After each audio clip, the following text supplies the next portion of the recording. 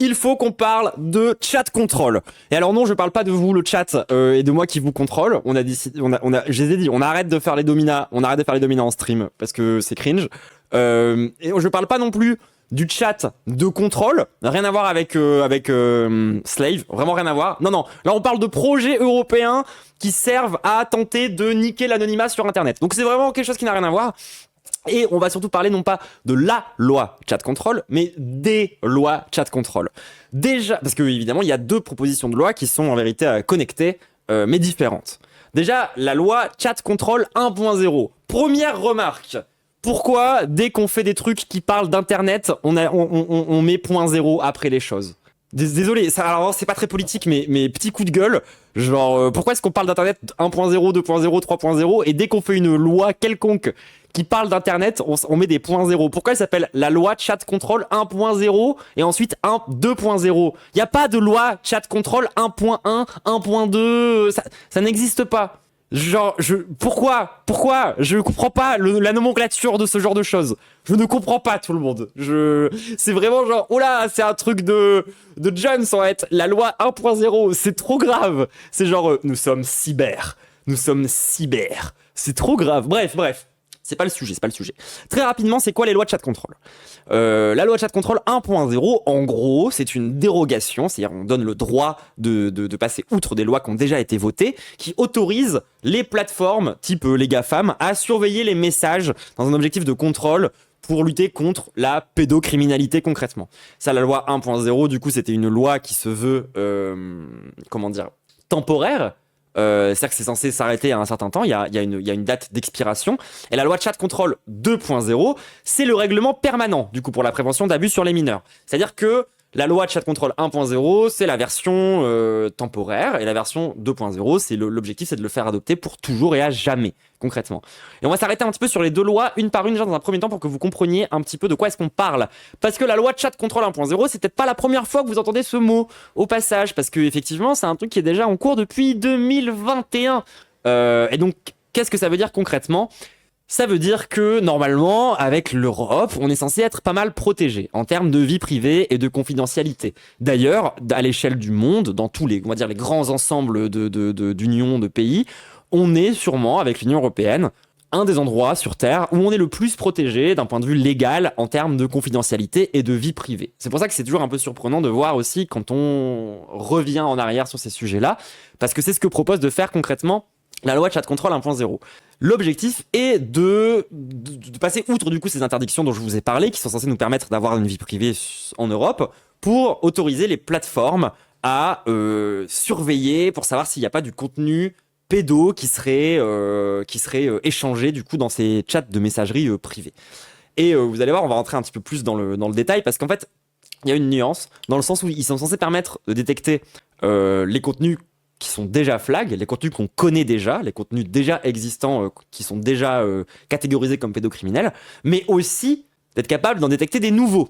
Et ça s'arrête pas simplement à l'échange de photographies, ça va aussi sur les surveillances autour du texte. Il y a une surveillance textuelle qui est censée permettre d'empêcher le grooming. Le grooming, si vous savez pas ce que c'est une méthode de manipulation que des adultes utilisent sur des enfants pour accéder à la sexualité avec eux. C'est quelque chose où il y a de gros clichés dans le grooming, parce que c'est une méthode de manipulation qui a déjà été beaucoup utilisée, notamment par pas mal d'influenceurs, et j'allais dire SO, mais non, c'est quoi l'inverse d'un SO? Enfin bref, Norman Tavo, on te voit, qui consiste en gros à dire t'es vachement mature pour ton âge, non mais ne pas me sucer la bite, ce serait vraiment immature de ta part, et jouer comme ça sur des éléments de manipulation et de contrôle dans lesquels tombent en fait les mineurs qui sont en recherche de légitimité et qui sont en recherche d'empowerment concrètement, pour tenter d'accéder à la sexualité avec eux. Et donc la loi de chat control 1.0 est déjà normalement censée en gros stocker des conversations puis les faire lire par des IA pour pouvoir détecter si ou pas il y a du grooming. Comme je vous l'ai dit, c'est en vigueur depuis 2021 et ça a expiré pour le coup le 3 avril de cette année. Parce que comme je vous l'ai déjà dit, c'est censé être normalement une dérogation temporaire. Mais il y a le Conseil de l'Union européenne qui veut le prolonger jusqu'au 3 avril 2028, donc dans 2 ans. Et on va préciser un petit peu parce que moi j'ai dû un petit peu digue les institutions européennes pour comprendre ce qui allait se passer. Et on va faire très simple, très simple parce que je suis pas une grande experte en termes comment dire, d'institutions. Vous savez, moi c'est pas ce qui m'intéresse le plus dans la politique. On va donc parler un petit peu de comment ça fonctionne l'Europe. Et pour faire très simple, il y a deux institutions qui dépendent de deux légitimités différentes qui peuvent adopter des lois à l'échelle européenne. Il y a le Conseil de l'Union européenne et le Parlement européen. Alors, je vais vraiment faire l'effort de retenir ce que ça veut dire concrètement. Le Conseil de l'Union européenne, c'est constitué par les gouvernements des pays.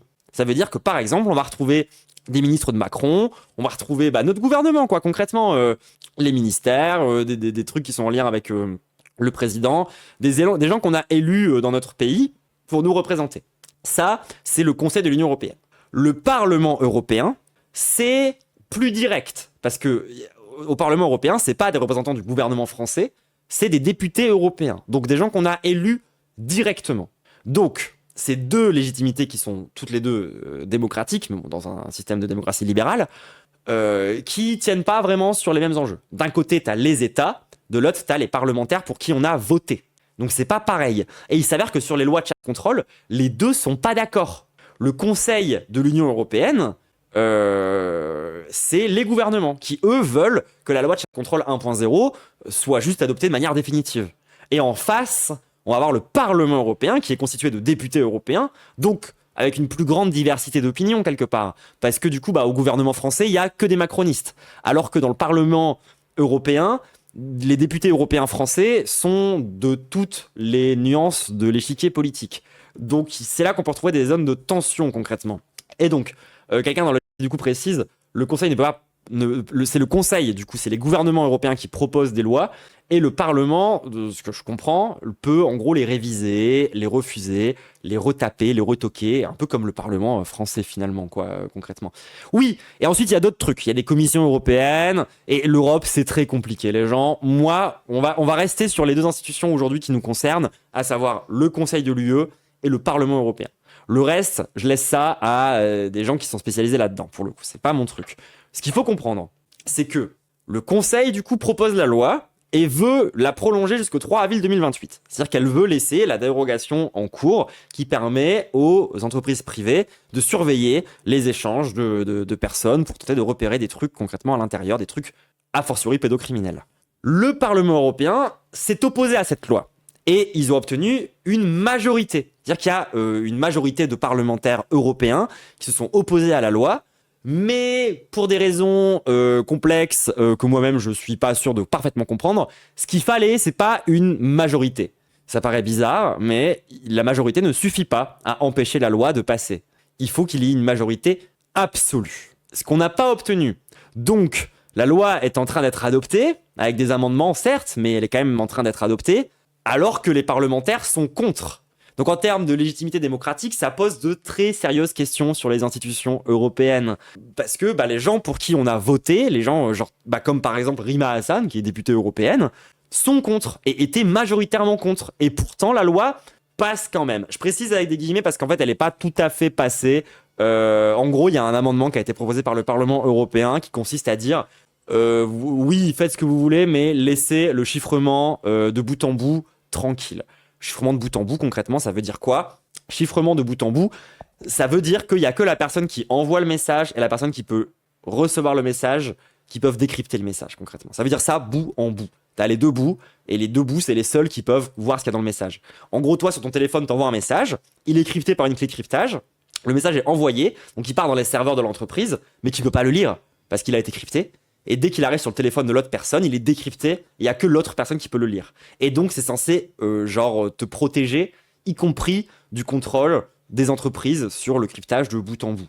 Mais cet amendement pose de grosses questions, parce qu'il y a des tentatives aussi de détourner ce truc-là, ou par exemple dire « Non, mais vous inquiétez pas, on touche pas au chiffrement de bout en bout. » Non, ce qu'on va faire nous, c'est qu'on va d'abord analyser le message, faire tout notre truc de contrôle hyper intrusif, et après, on va crypter le message et l'envoyer. Et là, ce sera crypté de bout en bout, non? C'est bien?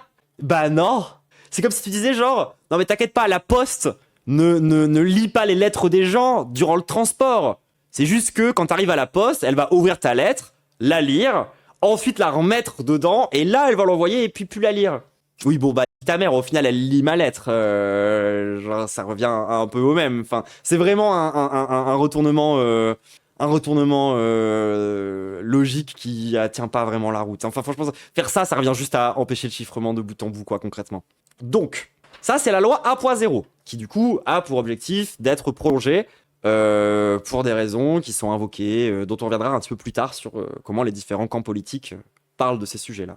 Donc la version Chat Control 2.0. Chat Control 2.0, c'est censé être un règlement définitif. Donc l'objectif, c'est de mettre en place un truc sur la durée, contrairement à Chat Control 1.0 qui était, encore une fois, temporaire. Et pour le coup, la version définitive de la loi, défendue par le Conseil de l'Union européenne, donc les gouvernements, c'est plutôt un truc ultra répressif, concrètement, où on s'en bat vraiment les couilles de la vie privée des gens, quoi. C'est vraiment la loi de Chat Control 1.0, juste prolongée à l'infini. Là où le Parlement européen s'y était pas mal opposé. Il s'y était opposé, mais vous allez voir que j'ai aussi des critiques par rapport à l'opposition, mais on va quand même mentionner c'est quoi l'opposition de la part du Parlement européen. Le Parlement européen, donc les députés européens, eux, ils sont plutôt contre la surveillance généralisée.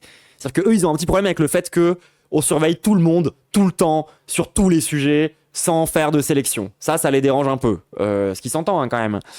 Ensuite, du coup, eux, ils sont plutôt pour dire qu'il faudrait faire des ordonnances ciblées, quoi, sur les gens, de permettre d'aller fouiller leur PC seulement quand on a un faisceau d'indices, concrètement, de faire des enquêtes, d'avoir un soupçon qualifié de raisonnable pour pouvoir ensuite ouvrir la boîte de Pandore et surveiller les communications. Plus, donc, ils voulaient exclure, du coup, les systèmes de communication cryptés de bout en bout. Ce qui est mieux, hein, objectivement, que de juste faire passer la loi telle quelle, mais qui est encore un énorme problème à plein d'autres niveaux, hein, bien sûr. Mais on va reparler de ça un peu plus tard. Là, je voudrais qu'on s'arrête un petit peu du coup sur le truc principal qui fait polémique autour de cette loi. C'est comment on détecte du contenu pédo, en fait. Comment ça marche? Parce que pour le coup, pour des images, par exemple, des images pédocriminelles, qui sont déjà utilisées, on peut les détecter.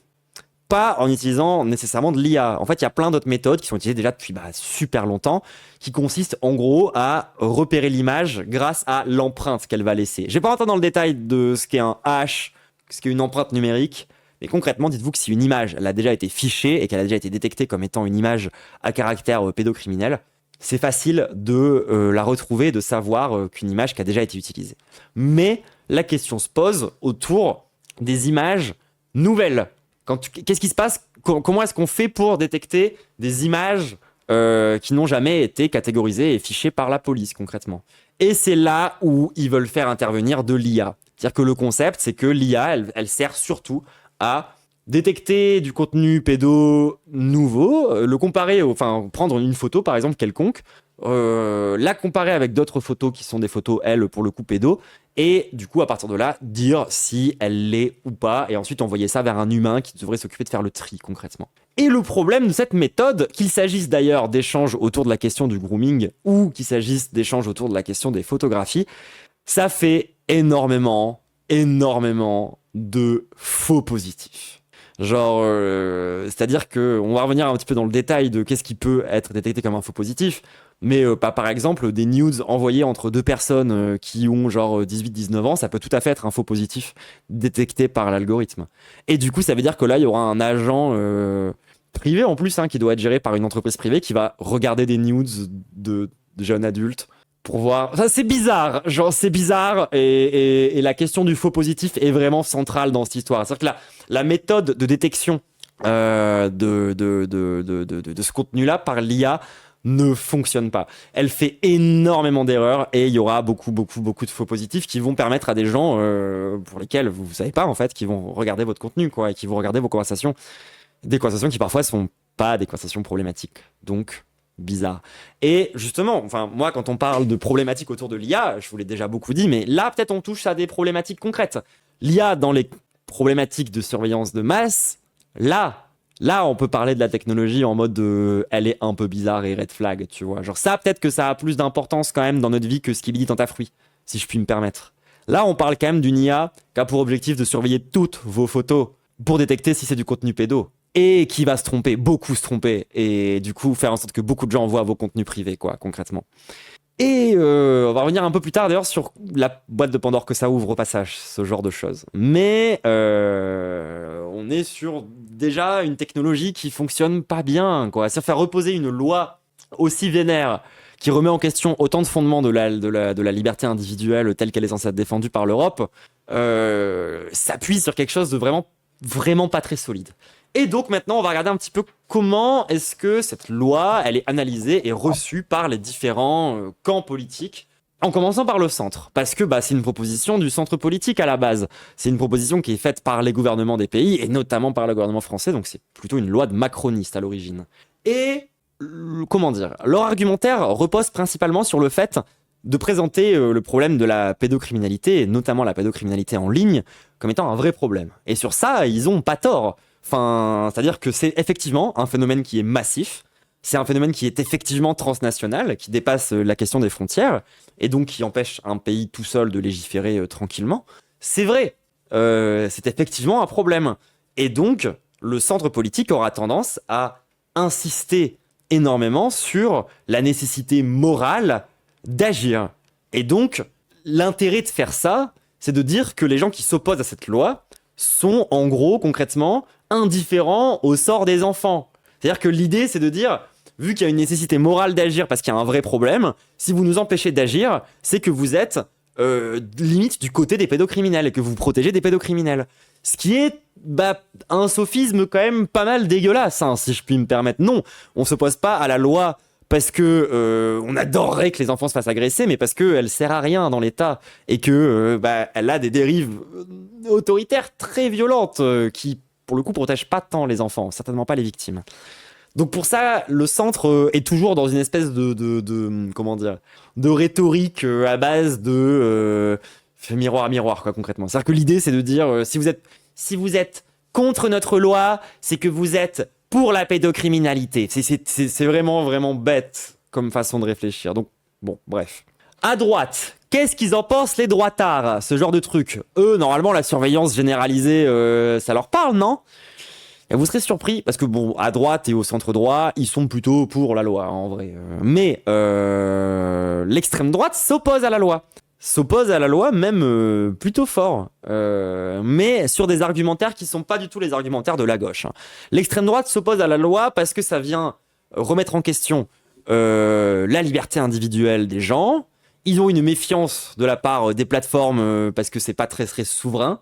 Les plateformes appartiennent à des puissances étrangères, donc ils sont souverainistes, donc ils sont contre ce genre de loi. Ils ont un vrai rejet de l'Europe et des lois européennes en règle générale, tu vois. Genre, il y a un truc, ils aiment pas l'Europe à l'extrême droite, normalement. Donc, ils s'opposent à ce genre de loi, aussi par principe. Plus, un truc qui, là, pour le coup, est un endroit où on peut peut-être un peu plus les rejoindre, c'est la crainte de la répression politique. Mais ça, on va diguer un peu le sujet plus tard, si vous le voulez bien. D'abord, on va revenir un petit peu sur à quel point, de la part de l'extrême droite, il y a un côté paradoxal et hypocrite dans cette façon-là de défendre et dans cet argumentaire-là. Parce que, je suis désolé, mais ils l'assument eux-mêmes, normalement, la droite et l'extrême droite. C'est le camp de la répression. Hein. C'est-à-dire que eux, quand tu les entends parler de comment est-ce qu'on fait de la sécurité, ils te parlent que de mettre plus de vidéosurveillance, ils te parlent de faire du fichage, faire du contrôle aux frontières, les dièses antiterroristes par rapport au côté cyber, généralement, ils y vont au max. Du max. Plus ils ont plein de potes américains quand même qui sont dans les GAFAM plus ou moins, type Elon Musk et tout, donc on pourrait s'attendre à ce que... Mais non, ils s'y opposent. Mais c'est parce qu'en fait, ce qui dérange la droite, c'est pas qu'on soit surveillé. Ça les dérange pas, eux, pour le coup, la répression, la surveillance généralisée, c'est pas un problème pour eux. Pour eux, Minority Report, c'est vraiment un rêve mouillé, tu vois. Non. Ce qui les dérange, c'est d'être surveillé par l'Europe. Ce qui les dérange, c'est pas qu'on doit surveiller, c'est qu'on n'est pas surveillé par eux. Du coup, ils s'y opposent. Parce qu'ils voudraient que ce soit le gouvernement souverain de l'Empire français qui dirige ce truc, quoi, concrètement. Pas l'Europe. C'est ça qui les dérange. Donc on va s'arrêter maintenant sur l'analyse de droite de cette situation, parce que non seulement c'est hypocrite, mais en plus, la critique, elle est pas sur le fond. La critique, elle est juste sur à quel chef on se laisse surveiller, quoi, concrètement. Non, on va plutôt s'intéresser à comment c'est défendu à gauche. Parce que, bon, au passage, on va parler de la gauche, mais pas du PS. Hein. Fuck le PS. Hein. Je considère pas vraiment que c'est à gauche. Non, on va parler du rejet global qui est proposé par la gauche, mais plutôt, on va dire, des écolos en passant par le PCF jusqu'à la France Insoumise, quoi. C'est eux plutôt qui vont s'y opposer. Et ils s'y opposent pour des raisons qui sont assez différentes de la droite. À gauche, on va s'opposer à cette loi, pas pour une défense des libertés individuelles sacrées, mais plutôt pour défendre les questions de chiffrement. Parce que le chiffrement, on en a pas mal besoin, hein, pour les lanceurs d'alerte, pour... En fait, les conversations chiffrées, ça permet de lutter pas mal contre le capitalisme en règle générale. Si tu commences à être surveillé par les entreprises privées, tu pourras beaucoup moins facilement commencer à sortir des trucs sur les dingueries qui s'occupent et qui font en permanence. Donc déjà, il y a un truc où à gauche, on comprend à quel point c'est important le chiffrement des données. Plus un refus de la surveillance généralisée. À gauche, on a toujours été contre l'idée qu'il fallait surveiller tout le monde en permanence, tout le temps, très très fort, et que de toute façon, si tu t'inquiètes, c'est juste que c'est que t'as quelque chose à cacher, et qu'un bon citoyen ne devrait rien avoir à cacher. Ça, on s'y oppose, parce qu'on sait qu'en fait, le gouvernement, il surveille des trucs bizarres. Je rappelle quand même que l'homosexualité, c'était illégal il y a moins d'un siècle. Donc, je fais pas vraiment confiance à mon gouvernement par rapport à certaines choses, quoi. Donc, à une époque, on aurait pu me surveiller pour voir si j'étais pas gay ou quelque chose du style à travers ce genre de système. Donc, on s'en méfie quand même à gauche. On connaît le genre de répression politique qu'on a déjà pu vivre, notamment à l'époque de l'anticommunisme, mais bref. Bon, évidemment, à gauche, on est les seuls à vraiment mettre en avant la question du risque de faux positifs et d'à quel point c'est un problème. Ça reste un peu réel. Plus, du coup, comme je vous le disais, protection des sources journalistiques, mais pas que, en fait. Protection des victimes. Protection des victimes, parce que si tu enlèves l'anonymat de cette façon-là, désolé, mais même quand t'es une victime qui parle des choses qu'elle a vécues à d'autres gens, tu veux pas qu'on te surveille. T'as besoin, quand t'es une victime, d'une situation même de grooming, par exemple, d'avoir un espace vraiment sécurisé et privé pour pouvoir parler de ces sujets-là à des personnes qui pourront t'aider à te défendre et à te protéger. Donc, ça va même pas vraiment dans le sens des victimes, cette histoire. C'est pour ça que c'est hyper violent d'expliquer que quand on s'oppose à la loi chat control, c'est qu'on est du côté des pédos. Alors que non, nous, on se met juste à la place des enfants qui sont victimes de ça, et votre système, ça les aide pas, quoi, pas du tout.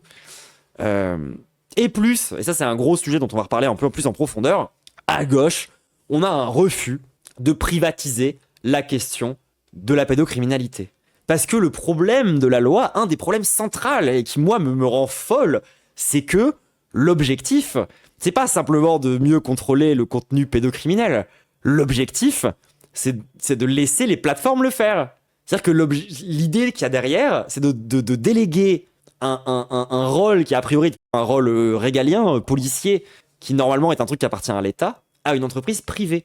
De laisser des entreprises privées faire le travail de la police. Et donc laisser des entreprises privées, dont je rappelle l'objectif central reste le rendement, le profit, s'occuper de surveiller s'il y a des pédos.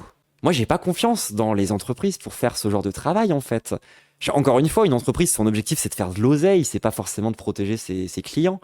Donc, il y a une vraie forme de désengagement des institutions publiques et des institutions européennes pour laisser la responsabilité sur le privé, plutôt que de l'assumer eux-mêmes. Donc il y a une vraie problématique autour de la question de la privatisation et du fait de laisser les entreprises gérer des questions qui devraient clairement être gérées par la force publique, quoi, concrètement. Et surtout, dans les mécanismes qu'on observe maintenant, il y a un engrenage sécuritaire évident. Mais évident, tout le monde. Pardon, désolé, petite pause. Je parlais donc de l'engrenage sécuritaire. Parce qu'en fait, il y a un truc qui est évident quand tu as un petit peu l'habitude de militer dans des questions qui vont contre la répression policière, tous ces trucs-là. Il y a vraiment un mécanisme que tu vois, qui a été étudié d'ailleurs par des gens qui en parlent très très bien. C'est pour ça d'ailleurs que j'ai fait une petite pause, parce que je voulais chercher mon bouquin. Le mécanisme classique dont je te parle, c'est précisément de faire d'un mécanisme exceptionnel la règle. C'est ce qu'on appelle l'engrenage sécuritaire. C'est-à-dire que tu prends une situation d'exception, par exemple l'état d'urgence, tu dis que ça va être exceptionnel et que ça va durer qu'un temps. Généralement, t'évites de définir combien de temps, parce que ça t'évite d'avoir une deadline. Bon, là, en l'occurrence, ils ont des deadlines. Et puis, une fois que c'est fait et que les gens sont bien habitués à ce que l'État soit bien autoritaire, bien contrôle, bien bizarre, tu finis par dire, voilà, on laisse comme ça. Et ensuite, tu utilises le fait que, oui, mais si on l'enlevait, ça mettrait les gens en danger. Si on enlevait, et puis du coup, tu finis par utiliser une exception et la généraliser. Et ça, c'est vraiment pas la première fois pour le coup. C'est pour ça que j'ai pull up mon bouquin. Ça, c'est La guerre globale contre les peuples de Mathieu Rigouste. Un bouquin que je vous recommande énormément, hein, bien sûr, d'un auteur que j'apprécie vraiment beaucoup, qui parle précisément de ça, qui montre comment est-ce que les différents États, à travers les logiques répressives, se sont appropriés des technologies pour les utiliser à des fins répressives, et comment est-ce que cette méthode, qui consiste à utiliser une technologie de manière exceptionnelle avant de la généraliser, ça a toujours été là. Genre, un exemple tout bête que j'ai appris dans ce bouquin, c'est les hélicoptères de combat. Enfin, vous allez pas me croire, mais en fait, à la base, les hélicoptères de combat, ça a été inventé pour quoi? Ça a été inventé pour l'Algérie française. Parce qu'en fait, on s'est rendu compte que les résistants algériens allaient se cacher dans des grottes, dans les endroits pas mal inaccessibles par des véhicules motorisés. Donc, on a utilisé pour la toute première fois des hélicoptères de combat dans un objectif de répression d'une révolte qui pourtant avait quand même une certaine légitimité, hein. Enfin, désolé, mais le Front de libération de l'Algérie, c'était certes des gens violents, mais ils avaient une légitimité d'indépendance derrière. Et nous, on a été utilisés, donc les hélicoptères pour la première fois, et ensuite ça s'est généralisé. Et les pratiques comme ça répressives, appuyées sur des technologies, c'est quelque chose qui se fait beaucoup. Et il y a vraiment une tonne d'exemples dans ce bouquin, qui est un peu dur à digérer, hein. C'est pour ça que j'aimerais bien un jour en faire une vidéo aussi, mais bon, chaque chose en son temps. Donc, comme je vous l'ai expliqué tout à l'heure, d'autant en plus du coup cet engrenage sécuritaire qui consiste à prendre un mécanisme, comment dire, une technologie de répression et ensuite à la généraliser pour tout le reste du truc, c'est un premier mécanisme. L'autre mécanisme qu'on voit, en plus du coup de cet objectif d'augmenter de plus en plus la répression, c'est un petit peu comme la fenêtre d'Overton d'ailleurs au passage, si vous voyez un peu de quoi je parle. C'est ça l'idée que, en fait, bah, plus on dit des dingueries, plus on a le droit à dire des dingueries. Tu vois ce que je veux dire? Genre en gros, plus il y a des gens qui ont des opinions à la télé qui sont exacerbées et extrêmes, bah plus les opinions qui sont un peu moins extrêmes ont l'air d'être des opinions banales. C'est un peu pareil. On va de plus en plus élargir la fenêtre des armes et des technologies qu'on utilise pour faire de la surveillance et de la répression, et on élargit de plus en plus ce truc-là parce que du coup tout devient de plus en plus acceptable et tu pousses comme ça la limite jusqu'à ce qu'on finisse par utiliser des LBD. Ah bah c'est déjà le cas. En fait, on utilise déjà des armes de guerre pour les manifestants. Merde alors. Comme quoi, c'est quelque chose qui se fait vraiment beaucoup. Plus dans le bouquin, après, on revient sur d'autres trucs dont je peux pas parler aujourd'hui parce que c'est pas le moment, quoi. Mais dans le bouquin, il y a vraiment des trucs hyper intéressants, notamment dont on parlera pas beaucoup aujourd'hui, mais sur la dimension impérialiste de ces technologies de répression. C'est-à-dire que souvent, il y a ce qu'on appelle le boomerang impérial, à savoir, on expérimente des technologies dans la périphérie du centre impérialiste, donc les anciennes colonies ou les colonies actuelles, genre Nouvelle-Calédonie, à l'époque l'Algérie, aujourd'hui en... Et ensuite, on récupère ces mêmes technologies qu'on va généralement adoucir, qu'on va généralement tenter comment dire, ouais, d'édulcorer pour l'utiliser sur des blancs, concrètement. Ça, c'est un des trucs dont on parle dans ce bouquin, c'est super intéressant. Typiquement, la question des drones, c'est ça. Genre, d'abord, les drones, ils ont été utilisés dans les endroits, dans les espaces de périphérie du centre impérialiste, donc dans les pays genre, je sais pas, Afghanistan, Iran, Irak, tous ces trucs-là, tu vois.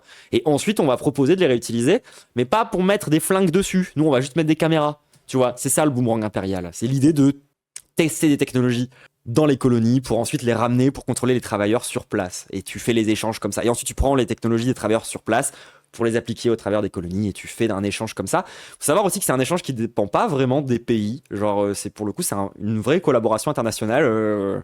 Bizarre de le dire, mais un des plus grands aspects de la collaboration internationale, c'est sur faire des armes pour tirer sur sa propre population. Mais bref, c'est pas le sujet central d'aujourd'hui.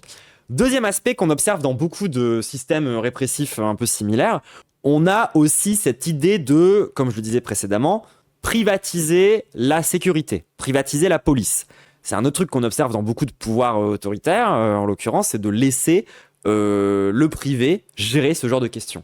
Et ça, pour le coup, oui, c'est quelque chose de red flag. D'autant plus que on rappelle que les plateformes en question ne sont pas européennes. C'est-à-dire que de laisser le pouvoir de contrôler ce truc-là, qui est quand même un truc très tendu, hein, enfin, je veux dire, les questions de pédocriminalité, c'est quand même très tendu, de laisser des entreprises américaines contrôler ce truc-là, il y a non seulement une perte de souveraineté évidente, hein, qui pour le coup fait quand même pas mal chier, plus, moi je fais pas confiance aux Américains, hein, désolé de le dire, mais Enfin, c'est pas...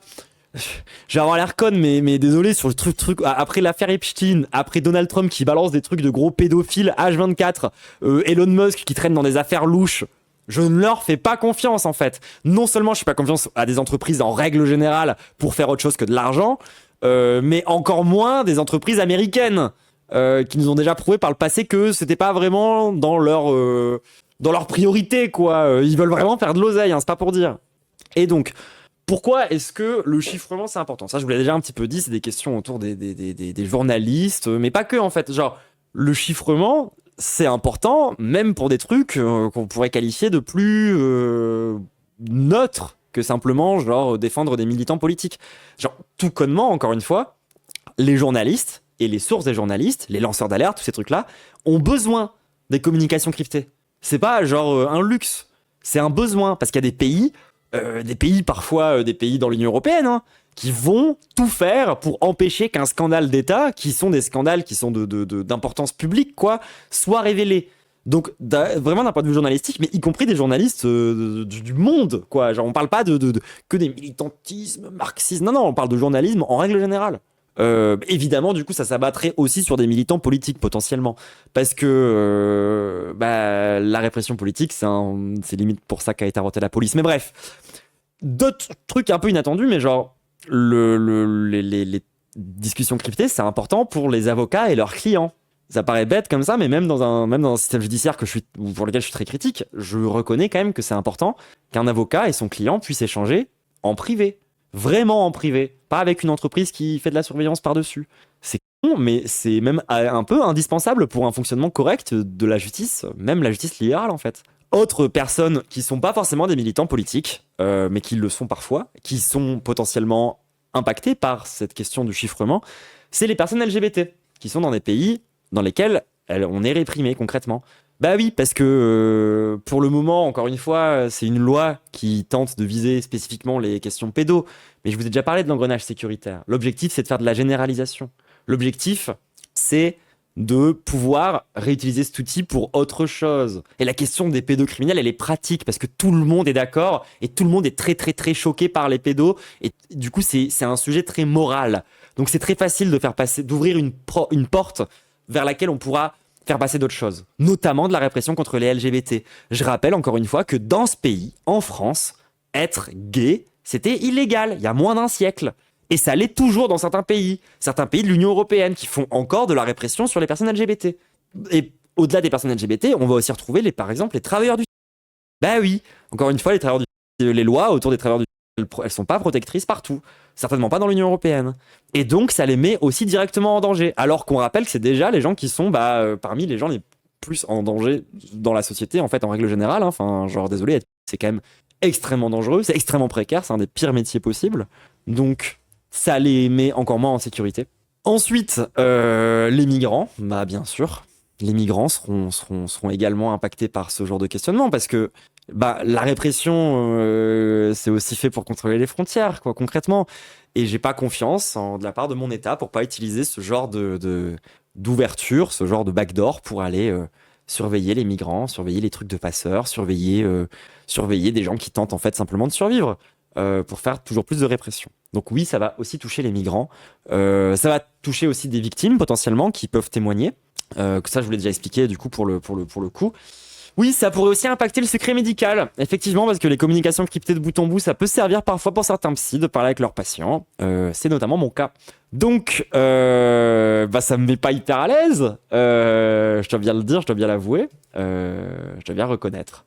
Et oui, quelqu'un du coup dans le chat qui précise que d'autant plus que comment dire, les outils qui sont utilisés par la plupart des pédocriminels ne sont pas tous impactés par la loi en plus. C'est-à-dire que vraiment, ils vont se démerder. Je sais pas comment le dire autrement, mais genre la loi encore une fois ne sert à rien. C'est pas parce que tu mets un truc de surveillance que ça va disparaître. On va revenir plus tard sur la question de l'anti-rep, promis. Donc voilà. Ce qui fait peur, c'est le glissement sécuritaire. C'est que aujourd'hui, c'est une question de protection des mineurs, même si encore une fois, j'aime pas parler de protection des mineurs. Parce que, et on va revenir plus en détail un peu plus tard sur ça, mais le projet, c'est pas de protéger les mineurs. On n'a pas parlé des mineurs une seule fois depuis le début. Là, on est en train de s'attaquer aux criminels. C'est-à-dire que le focus, il est pas fait sur les victimes. Le focus, il est fait sur les agresseurs. Ça, c'est un des grands problèmes du punitivisme, mais c'est que la loi cherche davantage à punir des gens coupables qu'à protéger des gens victimes. C'est pas l'objectif de la loi. C'est un objectif qui est purement punitiviste. Et donc, on peut se méfier de ce glissement. On a logiquement le droit de se méfier de ce glissement, étant donné que c'est quelque chose qu'on a déjà vu. Encore une fois, des lois qui servent à punir davantage. Encore une fois, c'est pas pour protéger les mineurs. Des lois qui servent à punir davantage des pédocriminels, qui ensuite sont réutilisées pour punir des toxicomanes, punir le terrorisme. Et on rappelle encore une fois, on a parlé de la loi Yadan aujourd'hui quand on a parlé de Barbara Butch, mais parfois le terrorisme, ça veut juste dire être antisioniste. Donc être contre un génocide. Voilà, on peut, genre, vu les lois qu'on essaie de nous passer en ce moment, je rappelle quand même que la loi Yadan, l'objectif c'était d'interdire d'avoir un discours public antisioniste, bah on peut assez facilement imaginer du coup un mécanisme de surveillance antiterroriste qui consiste à surveiller les communications des militants pro-palestiniens. C'est quelque chose qui ne m'étonnerait absolument pas.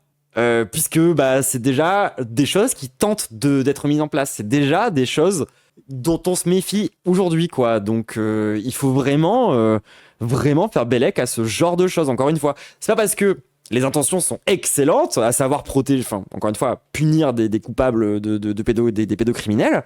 Bonnes intentions, encore une fois, même si l'angle punitiviste, on va en reparler. Mais la solution est atroce et surtout ne permettra pas de protéger les mineurs, mais par contre de surveiller un tas de gens qui n'ont rien à voir de près ou de loin avec la pédocriminalité, tu vois. Genre, il y a vraiment un objectif de créer un flou juridique et d'ouvrir une boîte de Pandore avec cette loi. Et un autre truc dont j'ai pas encore parlé, mais qui me semble important comme angle à avoir autour de cette affaire, c'est la question du technosolutionnisme. Alors oui, c'est vrai que très souvent, c'est un terme dont on parle pour parler d'écologie. Donc peut-être vous êtes surpris de me parler de technosolutionnisme, mais en fait, ça marche pas que sur la question de l'écologie. Déjà parce que l'écologie, c'est un problème social avant tout, et que du coup, ça se pose aussi sur d'autres problèmes sociaux. Le technosolutionnisme, c'est juste dire, il y a un problème, on va le résoudre avec une nouvelle technologie. Là, c'est aussi du technosolutionnisme. C'est pas pour tenter de sauver la planète, c'est pour tenter de punir des criminels, mais l'objectif, c'est quand même de faire reposer une solution à un problème qui est un problème d'ordre social, un problème de la société, par une technologie. Donc, c'est pas si différent que ça des gens qui pensent qu'on va sauver la planète en mettant des filtres à air, tu vois ce que je veux dire ? C'est vraiment cette idée que, plutôt que d'investir dans des moyens sociaux, d'investir dans une méthode humaine pour vraiment tenter de poser le problème et de le résoudre, on va simplement investir dans des technologies de répression et s'imaginer que ça va résoudre le problème. C'est du technosolutionnisme, littéralement. De la même manière que certaines personnes, elles pensent que c'est parce qu'on va inventer de très belles technologies qu'on va sauver la planète, alors que non, il y a une question politique, une remise en question du capitalisme à avoir. C'est pas simplement, en créant un réacteur à fusion nucléaire qu'on va résoudre le problème. C'est complètement... Et donc, le technosolutionnisme, encore une fois, ne peut pas résoudre le problème des pédocriminels. Parce que c'est un problème social et pas technologique. Ce que permet, à proprement parler, Internet, c'est pas... Enfin, comment dire ? C'est pas Internet et c'est pas les conversations cryptées qui créent les pédocriminels. Comment dire ? Internet facilite la diffusion, la conservation et la commercialisation de contenus pédocriminels, mais la violence pédocriminelle ne vient pas de là. Et c'est pour ça qu'on va parler un petit peu d'anti-répression et de justice anti-punitive, de justice alternative, parce que en fait c'est ça le sujet de fond. On va vous faire croire que le sujet de fond, c'est la question de la technologie, c'est la question des données cryptées, etc. Mais non, ça c'est la solution gaze qui est proposée par le Conseil de l'Union européenne. Le problème, si vraiment le problème, c'est la violence qu'on fait aux enfants, il faut se poser la vraie question. Moi, même, en fait, c'est pour ça que je vous le dis, je suis même pas d'accord avec la gauche, en fait, dans cette histoire.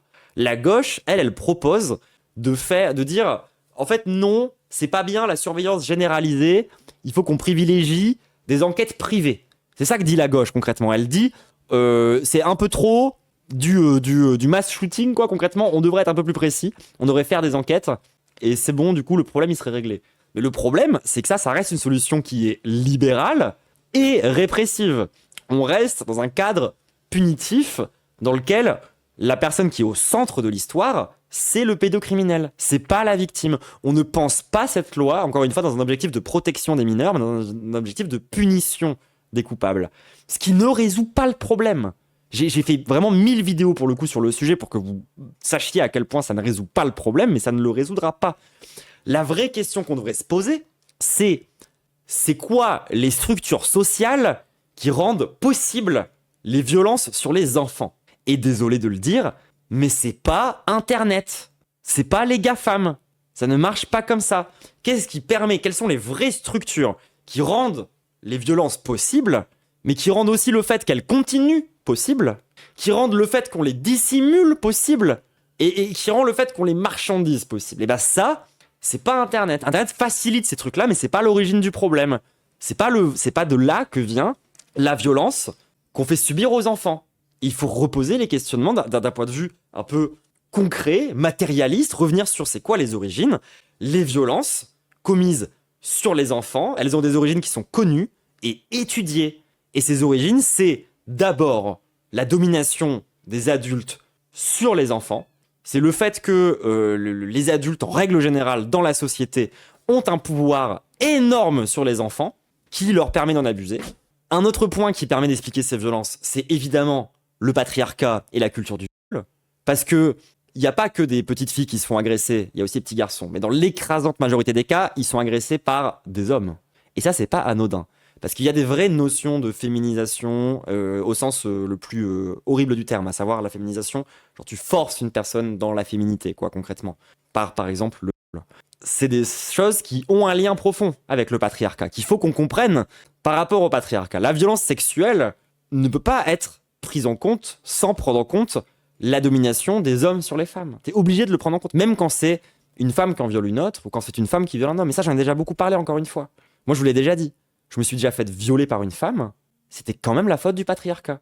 Elle s'est appuyée sur des dimensions patriarcales pour accéder à mon corps et pour m'empêcher de la dénoncer, pour dissimuler son geste. Et c'était via des mécaniques patriarcales, alors que c'était à l'époque, avant ma transition, quand j'étais encore perçu comme étant un homme. Donc, encore une fois, on peut pas comprendre la violence sexuelle, même la violence des femmes sur les hommes, sans comprendre le patriarcat. Ensuite, ok, il y a une domination globale des adultes sur les enfants dans la société, ça on est d'accord.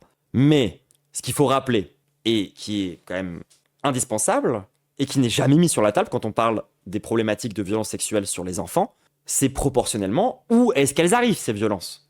Dans quel cadre? C'est pas n'importe quel adulte qui agresse n'importe quel enfant. C'est pas l'image qu'on se fait du vieux mec dans sa camionnette qui tente de capturer des enfants. Quand bien même, ça a déjà vraiment existé. Ça représente pas du tout la majeure partie des situations. La majeure partie des situations, c'est dans le cadre familial. Parce que si ce qui permet aux adultes d'abuser des enfants, c'est le pouvoir qu'ils ont sur eux, l'endroit où ce pouvoir s'exprime le plus fort, c'est dans la famille. Dans la famille hétéronormative, perçue comme étant un sanctuaire inviolable et surtout parfaitement privé, dans lequel ce qui arrive aux enfants ne concerne que les parents et personne d'autre dans la société. Bah c'est ça, cet isolement familial qui permet aux frères, aux pères, aux oncles, aux grands-pères d'agresser des enfants. C'est aussi parce qu'il y a cette structure familiale qui sous-tend des questions d'omerta, qui soutient par exemple le fait que tout le monde va fermer sa gueule pour que le tel mec puisse continuer à faire ça. Parce que tu sais, genre, c'est bon, vas-y, t'as mis une main au cul, mais c'est qu'une main au cul, tu vois. Genre, c'est ce genre de choses au sein des familles qui permettent justement la perpétuation de ces violences-là sur des enfants concrètement. C'est au sein de la famille que ça arrive hyper souvent. Et c'est pas qu'une simple question d'ailleurs au passage de discours, d'omerta. Ça va plus loin que ça. Parce qu'en fait, ce qu'il y a de plus important dans la famille, c'est la dépendance matérielle, plus encore que la dépendance affective, qui est quand même un truc à prendre en compte. Mais la dépendance matérielle, ça, c'est un vrai sujet, c'est un vrai enjeu. Et une des raisons, encore une fois, majeures, qui a été documentée, qui a été étudiée, où on est vraiment sûr de nous, pour le coup, autour de la question des agressions pédocriminelles, c'est le fait que un enfant est trop dépendant de ses parents pour dénoncer ses parents. C'est con, hein, mais si jamais, genre, dénoncer ton agression revient à prendre le risque de perdre là où tu habites, tes revenus, potentiellement toutes tes études que tu risques de faire à la poubelle, l'isolement total du reste de ta famille. Et tous ces trucs-là, tu vois, font que aujourd'hui, c'est impossible de parler. Parce que souvent, ton agresseur, encore une fois, c'est un mec de ta famille. Et si tu commences à le dénoncer, il risque de lui arriver des trucs et d'autres gens pourraient te le reprocher. Enfin, c'est vraiment un des problèmes centraux du punitivisme. C'est le fait que quand tu es une victime d'un truc comme ça, c'est difficile de dénoncer ton agresseur quand c'est quelqu'un de ta famille. Et donc, de prétendre faire des lois pour protéger les mineurs sans ne serait-ce que évoquer ou sans remettre en question certaines structures familiales ancrées dans la modernité, c'est forcément de la merde. Je suis désolé, moi quand tu me proposes une loi, quand tu me proposes un truc qui prétend vouloir protéger les enfants et que t'es pas foutu de parler de la structure familiale hétéronormative telle qu'elle existe aujourd'hui, tu racontes forcément de la merde. Tu t'attaques pas au bon problème, tu t'attaques pas à l'endroit, au lieu où ces violences, elles ont lieu majoritairement. Et quand je parle de violences qui ont lieu majoritairement, il faut se rendre compte c'est quoi les proportions. Je vais encore rappeler quelques datas. Mais on est sur quasiment 30% d'enfants, dont un peu plus de 20% et un peu moins de 10% de meufs et de mecs, qui se font agresser dans le cadre familial, qui vivent de la violence pédo. Ça veut dire que dans une classe, 10%, pardon, dans une classe de 30 élèves, il y en a 3 en moyenne. On n'est pas sur un petit sujet. On est sur un sujet, encore une fois, massif, transnational. Et le problème, c'est pas les mecs qui s'échangent des trucs bizarres sur Internet. C'est un problème. Mais le problème majoritaire, il n'est pas là. Si tu veux vraiment protéger les problèmes pédocriminels, il faut s'intéresser à ça. T'as pas le choix. Et parce que, encore une fois, 3 élèves en moyenne par classe de 30 élèves, donc dans les 10%, rendez-vous compte ce que ça fait. Alors, admettons qu'on est dans un collège où il y a, moi dans mon collège, il y avait 5 classes de chaque génération. 5 classes de 6e, 5 classes de 5e, etc., etc., etc. Ça fait, 6e, 5e, 4e, 3e, on est 4 ans au collège. Donc, sur une année, si tu prends l'ensemble de tous les élèves, 3 élèves par classe, donc ça fait 15 par génération, 30, ça fait 60 élèves. Moi, dans mon collège, en moyenne, si on respecte un petit peu les stats, il y avait à peu près 60 victimes de gestes de violence sexuelle. C'est énormissime. Et ça, c'est mon collège. 60. Est-ce que vous vous rendez compte ? 3 élèves, encore une fois, de chaque classe, de chaque école. Rendez-vous compte du chiffre. C'est vraiment horrible. On vit dans une société pédophile. Moi, je le dis, la façon dont on a réfléchi, dont on a structuré le monde d'aujourd'hui à travers la structure familiale, qui est un truc moderne. Faut pas croire que les familles, il y a 300 ans, c'était la même chose, ça voulait dire la même chose qu'aujourd'hui. C'est pas vrai, c'est pas le cas. C'est une invention de la modernité. La famille, nucléaire, hétéronormative telle qu'elle existe aujourd'hui, c'est une invention de la modernité. Ça fait 200-300 ans, grand max. Et c'est ce truc-là qui est à l'origine de ça. Donc c'est quelque chose qu'on peut remettre en question. C'est pas un essentiel à l'humanité. C'est vraiment une organisation qu'on a choisie délibérément et qui provoque, par effet de levier, tout ça de violence sexuelle. Et qu'on refuse de remettre en question. Parce que les grandes valeurs de la République française, apparemment, c'est le travail, la famille et la patrie. Bref, c'est pas le sujet d'aujourd'hui. Donc, la loi de chat contrôle, pour se reconcentrer un petit peu quand même sur ce qu'on disait à la base. Les violences donc sont produites par le cadre familial, par la domination des adultes sur les enfants, par le patriarcat. Ça, c'est un fait qui est établi, qui est étudié par des sociologues. C'est quelque chose de quand même, on sait de quoi est-ce qu'on parle quand même. Et au lieu de répondre du coup à ces problématiques parce qu'on sait qu'ils fonctionnent pas, quoi, on va chercher des solutions avec l'IA. Voilà. Donc, et on remet cette responsabilité entre les mains des plateformes, des GAFAM, plutôt que de mettre de l'oseille dans l'aide sociale, par exemple, pour les enfants. C'est pas, désolé, mais encore une fois, c'est pas avec l'IA qu'on va résoudre le problème de la pédocriminalité en Europe. Enfin, c'est quand même lunaire de devoir dire ça, quoi, et de faire ça avant de faire le reste. Enfin, bref, c'est un enfer. Et surtout que, encore une fois, c'est aussi on va revenir un peu sur l'antipunitivisme. C'est toujours cette vieille croyance de la justice punitive qui pense que même si on agit après les violences. Parce qu'en vrai, la loi de chat control, encore une fois, elle cherche à punir. Elle cherche pas à protéger. Donc c'est une loi qui vise à agir après que les violences aient été perpétrées et qui se focus du coup sur le coupable et qui met la victime de côté. Il y a vraiment aucune question des besoins des victimes dans cette loi. Vraiment aucune. Ça protège personne. On le sait, encore une fois, que d'augmenter simplement la répression, ça n'empêche pas les gens de commettre des choses. Je veux dire, même si tu mets, on va faire une expérience de pensée. Imaginons que tous les crimes, peine de mort. Le moindre crime, peine de mort. C'est complètement de penser que ça mettra fin au crime. C'est pas le cas. Parce que, encore une fois, les gens, c'est beaucoup plus compliqué de commettre des actes répréhensibles que la simple question de la liberté individuelle, du libre arbitre précieux des gens qui font le choix libre et éclairé dans leur parfaite liberté individuelle de commettre un crime. C'est plus compliqué que ça en fait. C'est beaucoup plus compliqué que ça. Simplement augmenter l'appareil répressif ne servira pas à résoudre le problème de fond. Tu vas juste augmenter la répression, quoi, concrètement. Donc, il faut qu'on soit capable d'avoir ce discours-là. Il faut qu'on soit capable d'avoir un discours qui remet en question la loi de chat control et surtout qui recentre le sujet. Parce que, désolé, mais la surveillance généralisée, les questions des GAFAM, si tu parles vraiment de violences sexuelles contre les enfants, si c'est vraiment ça le sujet qui t'intéresse, il faut parler de la famille. Il faut critiquer la famille comme ce sanctuaire inviolable, dont les enfants sont parfaitement dépendants. Et c'est pas moi qui l'invente, que les enfants sont parfaitement dépendants. Genre, c'est dans la loi. Genre, par exemple tout bête, le système de bourse en France, c'est la preuve que c'est à tes parents de financer tes études. Vous allez me dire, mais non, c'est l'inverse. Les bourses, ça permet justement à des gens de pas dépendre de leurs enfants. Oui, mais tu comprends bien que... Enfin, à des gens de pas dépendre de leurs parents. Mais tu comprends bien que, déjà, il y a forcément un entre-deux un peu merdique, et que en plus de ça, ça veut dire que les gens qui touchent pas les bourses dépendent de leurs parents, de fait. Parce que si t'as pas ce truc-là, tu peux pas financer tes études.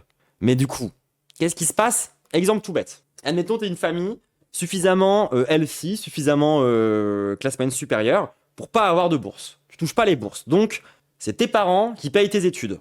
Comment tu fais pour dénoncer ton père dans cette situation? Ça veut dire que dénoncer ton père, qui potentiellement t'a agressé, du coup, a commis des violences sur toi, tu dépends de lui pour faire tes études. Donc, tu peux pas le dénoncer. Sinon, tu pourras plus faire tes études. Exemple très concret, tout bête, de comment est-ce que la société rend les enfants dépendants des parents et comment ça permet aux parents d'abuser de leurs enfants sans qu'ils se fassent dénoncer, sans qu'ils soient inquiétés par la situation. Exemple tout bête. Mais ça, du coup, c'est vrai pour quand tu vieillis, mais c'est encore plus vrai quand t'es genre au collège ou au lycée, tu vois ce que je veux dire? Donc, c'est vraiment pas en augmentant, encore une fois, les questions répressives qu'on va résoudre ce problème-là. J'ai déjà évoqué plein de pistes qui permettent de gérer cette situation, notamment la critique du coup du modèle familial tel qu'il existe aujourd'hui. Dans les trucs plus soft, parce que je sais que c'est quand même jamais facile de tenir un discours sur le critique du modèle familial, parce que les gens, ils ont beaucoup de valeurs très très morales autour de cette question-là. Un sujet aussi, par exemple, dont on parle tout le temps, et où on est globalement ignoré par les institutions publiques, voire même parfois on nous accuse de trucs atroces, c'est l'éducation sexuelle. Voilà. C'est-à-dire qu'il y a bien un truc qui fonctionne et on sait que ça fonctionne bien et on sait qu'il faut le faire et on sait qu'il faut le faire davantage pour protéger les enfants, c'est l'éducation sexuelle. Parce que au fur et à mesure des années, avec les discours de droite et d'extrême droite, on a fini par faire croire aux gens que l'éducation sexuelle, ça consistait à envoyer une drag queen devant un enfant pour expliquer que elle peut transitionner. Ce qui est faux. C'est effectivement des sujets qu'on peut aborder dans l'éducation sexuelle un peu plus tard, mais le premier sujet central de l'éducation sexuelle, c'est de protéger les enfants. L'idée initiale de faire de l'éducation sexuelle, c'est qu'un enfant qui se fait abuser par un adulte puisse le comprendre. Parce que faut vraiment ne pas connaître beaucoup de choses autour de ces problématiques-là pour croire que un enfant qui se fait V par un adulte comprend ce qui lui arrive. Pour nous adultes, c'est évident, mais pas pour lui. Vous vous rendez pas compte en fait comment est-ce qu'un enfant comprend pas grand-chose à ces questions-là. Donc l'éducation sexuelle, c'est aussi un très bon moyen pour que des enfants soient conscients d'être des victimes. Ce qui est déjà une étape hyper importante pour qu'ils puissent justement récupérer un peu de pouvoir sur ce qui leur arrive. Pour qu'ils puissent comprendre les enjeux qu'il y a derrière ce qu'ils sont en train de vivre. L'éducation sexuelle, c'est avant tout le seul truc aujourd'hui testé qui fonctionne pour protéger les enfants Genre, rappeler à un enfant qu'on n'a pas le droit de le toucher à certains endroits, rappeler à un enfant qu'il a le droit de dire non, que c'est pas normal qu'un adulte le force. C'est des trucs de base qu'on ne fait pas. C'est-à-dire qu'on en est quand même dans une société où on en est à un stade où on préfère laisser Facebook créer une IA pour nous surveiller que d'éduquer nos enfants. Est-ce que vous vous rendez compte du choix de société qui est sous-tendu par cette loi quand même? C'est pas anodin, je veux dire, de déléguer ce travail, déléguer un travail de surveillance et de répression à des entreprises privées qui vont le déléguer eux-mêmes à des robots, plutôt que de faire ce qu'on devrait faire, à savoir de l'éducation sexuelle. Mais le problème, c'est qu'il y a l'extrême droite qui va vous dire que bah non, l'éducation sexuelle, c'est pas à l'école de le faire, c'est à la famille. Alors oui, ça fait bizarre après tout ce que je viens de raconter, mais c'est vraiment le discours à droite, au centre et même à l'extrême droite. Hein. C'est que pour eux, une des raisons centrales pour lesquelles il faut pas faire d'éducation sexuelle à l'école, c'est que ça devrait être fait dans la famille. Vous savez, là où il y a les violeurs, c'est quand même fou. Hein. C'est quand même fou de laisser cette responsabilité entre les mains des gens qui violent les enfants, en fait. Mais c'est ça le discours. C'est le premier degré, ça le discours sur l'éducation sexuelle. Donc, il faut vraiment qu'on avance sur ce sujet-là. Au bout d'un moment, il faut qu'on avance sur ce sujet-là. Et plutôt que de privatiser la protection de l'enfance, encore une fois, on privatise pas la protection, on privatise la punition, on devrait faire exactement l'inverse.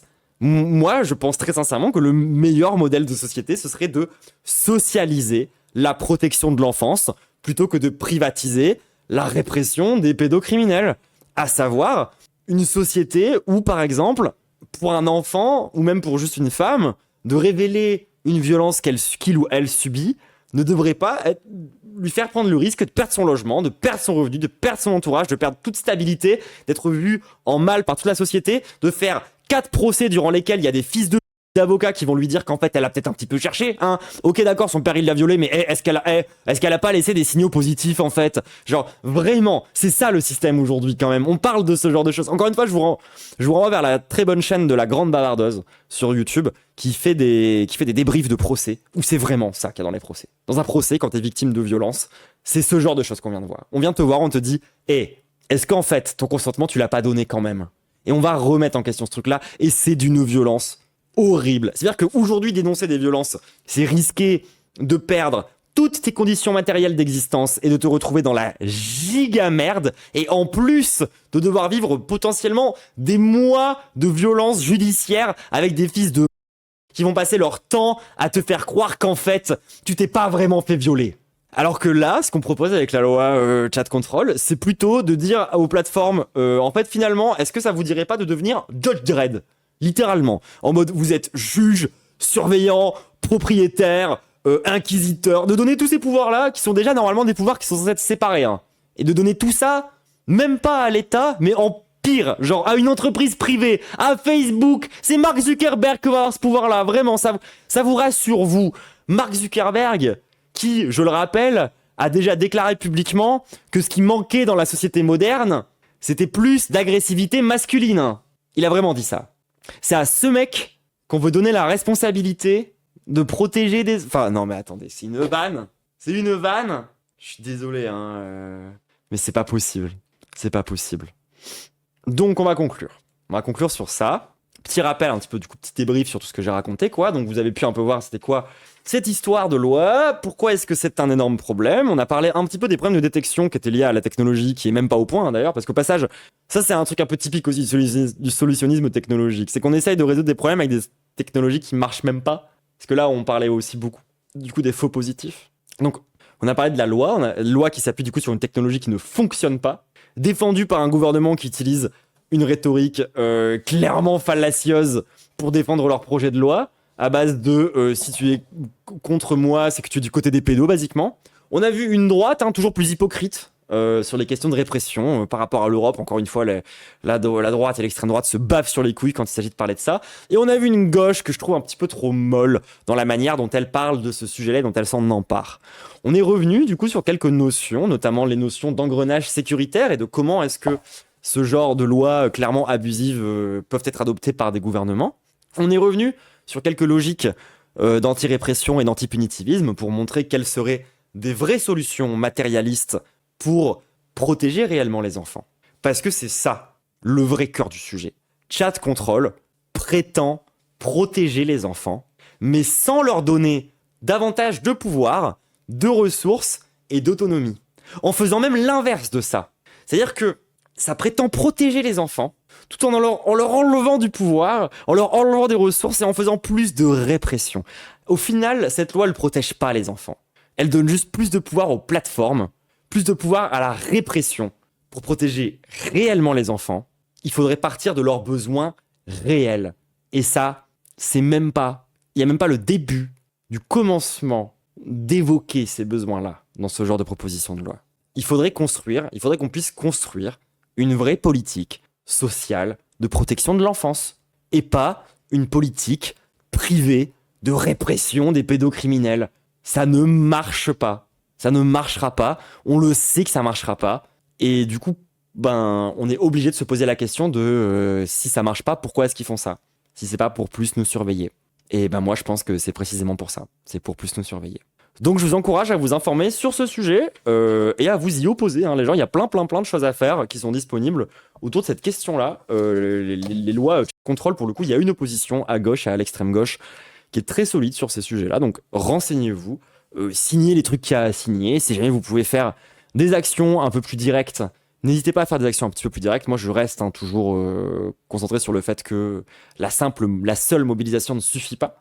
Genre, si on a, par exemple, je sais pas moi, des gens qui ont des bonnes idées, qui sont des hackers ou des trucs du style, pour démontrer l'inefficacité de ce genre de choses, c'est votre moment. Faut faire de l'action directe, en vrai, pour ce genre de situation.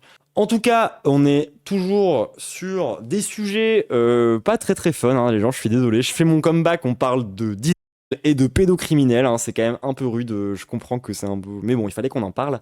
En tout cas, j'espère que j'ai quand même un petit peu éclairci les problématiques autour de cette loi répressive, que ça aura quand même servi à quelque chose. Gros bisous YouTube, voilà, gros tunnel, désolé, gros tunnel. J'espère que ça t'a quand même plu, que ça t'a intéressé. N'hésite surtout pas à mettre en avant cette vidéo. Je crois que j'ai vu encore aucun collègue vraiment prendre à bras le corps la question de la loi de chat control, donc n'hésite pas, c'est quand même un sujet important. Gros bisous. Et fait percer les trans aussi.